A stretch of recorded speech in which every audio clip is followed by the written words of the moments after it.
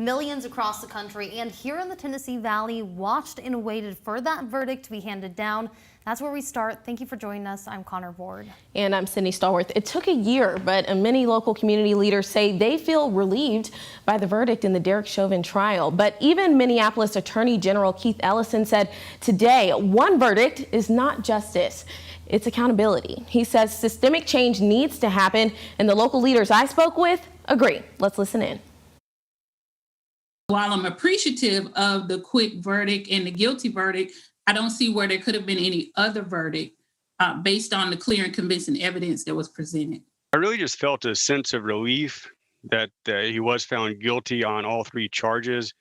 I think everyone who's seen the video and seen the evidence that's been presented the last couple of weeks sort of knew that that's the verdict that we needed to see. I was surprised.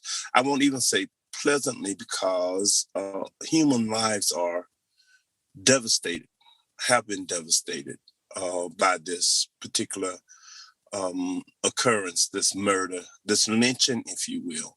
This is just the start.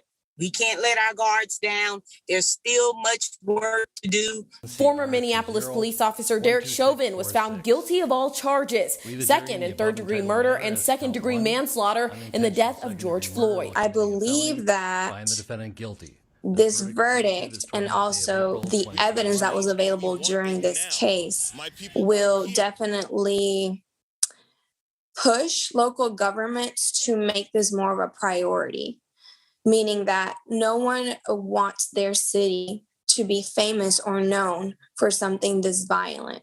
And these activists say there's work to be done right here in the Tennessee Valley. To make sure that we are reforming the policing system, the justice system, in a way that's going to prevent the kind of tragedies like we saw with George Floyd from happening again.